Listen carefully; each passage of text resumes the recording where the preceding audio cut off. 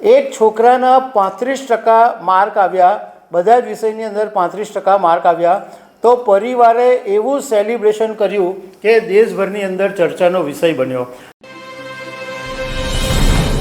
નમસ્કાર. અત્યાર સુધી તમે એવું સાંભળ્યું હશે કે ધોરણ 10 બોર્ડ અથવા ધોરણ 12 બોર્ડના કોઈ રિઝલ્ટ આવે અને એમાં જે ટોપર હોય એમના પરિવારો ખુશી મનાવે, સેલિબ્રેશન કરે, મીઠાઈ વેચે અને ખુશી પણ વ્યક્ત કરે. પરંતુ મહારાષ્ટ્રના સોલાપુરમાં એક અજીબ કિસ્સો સામે આવ્યો. એક છોકરાના 35% માર્ક આવ્યા, બધા જ વિષયની અંદર 35% માર્ક આવ્યા, તો પરિવારે એવું સેલિબ્રેશન કર્યું કે દેશભરની અંદર ચર્ચાનો વિષય બન્યો. છોકરાની રેલી કાઢી, આરતી કરી, ફૂલમાળા પહેરાવી અને એનું કારણ પણ આપ્યું છે કે આ 35% આવવા છતાં પણ આવી રેલી શું કામ કાઢવામાં આવી. તો આના વિશે તમારી સાથે વાત કરીશ. મારું નામ રાજેશ શાહ છે અને તમે જોઈ રહ્યા છો ગુજરાતના સૌથી મોટા ડિજિટલ ન્યૂઝ પ્લેટફોર્મ ખબરછે.com. સામાન્ય રીતે આપણે એવું સાંભળીએ કે ભાઈ ટોપર હોય એ સેલિબ્રેશન કરે. અમે અહીંયા એક વાતની સ્પષ્ટતા કરી દેવા માંગીએ છીએ કે આ 35% માર્કવાળા છોકરાએ જે રેલી કાઢી, જે સેલિબ્રેશન કર્યું, એના અમે વધામણા નથી કરતા. પરંતુ એક વાત તો છે કે જે લોકો આ પરીક્ષાને બહુ જ ગંભીર સમજે છે એના માટે આ એક સારી વાત છે કે પરીક્ષાને ગંભીર સમજવાની જરૂર નથી. ઘણી વખત તો 90% કે 90% માર્કવાળા વિદ્યાર્થીઓ પણ નિરાશ થઈ જાય છે. માત્ર 10% ઓછા આવ્યા તો બી એમના મોઢા પડી જાય છે અને એમને એવું લાગે કે જિંદગીમાં એમનું બધું જ લૂંટાઈ ગયું. સુરતના જાણીતા ડાયમંડ ઉદ્યોગકાર ગોવિંદભાઈ ધોળકિયાએ એક વખત એવું કીધેલું હતું કે તમારી જે પરીક્ષાઓ છે એ તમારી જિંદગીની અંતિમ પરીક્ષા નથી.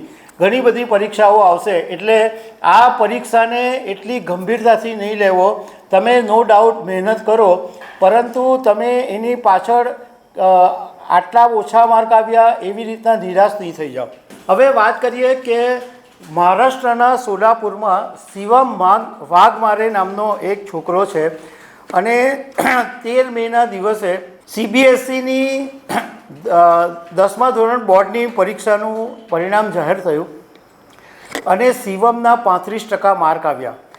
એકદમ એમ કહેવાય ને કે મિનિમમ માર્ક્સ જે પાસ થવાના હોય એટલા માર્ક્સ એના આવ્યા એટલે એ પાસ થઈ ગયો.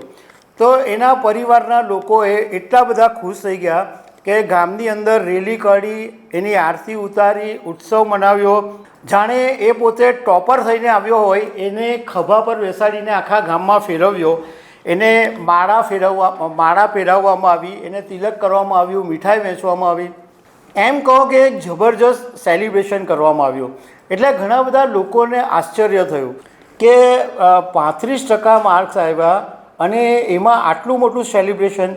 તો શિવમે મીડિયા સાથેની વાતમાં એવું કીધું કે મેં વિચાર્યું બી નહોતું કે મારા 35% માર્ક્સ પણ આવશે, પણ આ મારા માટે આશ્ચર્યની વાત છે, પણ સાથે હું ખુશ છું અને આગળ મહેનત કરીશ. તો પિતાએ એવું કીધું કે અમને તો શિવમ પાસ થાય એવી કોઈ અપેક્ષા હતી જ નહીં.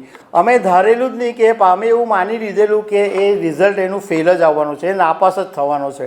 પરંતુ જ્યારે રિઝલ્ટ આવ્યું અને 35% સાથે એ પાસ થયો તો અમારા માટે તો એ મોટી સફળતા છે.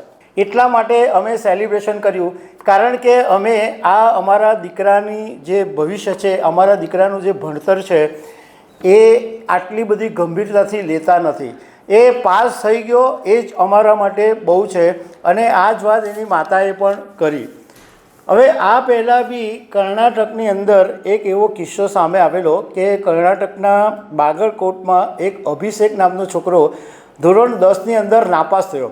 તો એણે નાપાસ તો થયો પણ એવો જબરજસ્ત ઉત્સવ મનાવ્યો અને મીઠાઈઓ પણ લોકોને વેચેલી હતી.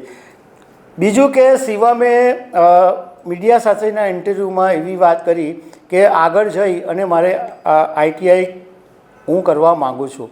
ફરીથી એક વખત ખાલી ચોખવટ કરવા માંગીએ કે આ 35% માર્ક્સવાળાએ જે ઉજવણી કરી એનું અમે ખેંચતા નથી, એના વખાણ નથી કરતા.